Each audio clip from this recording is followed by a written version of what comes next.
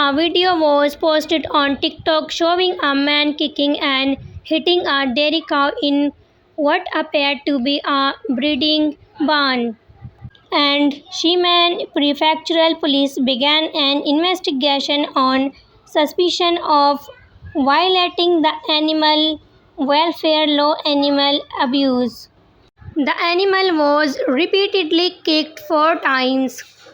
The Prefectural Livestock Division revealed in an interview that after investigating the farms in the prefecture, the employee acknowledged the act of kicking and apologized.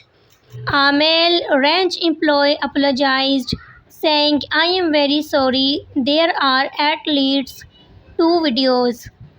And the prefecture believes that both were the actions of the same person.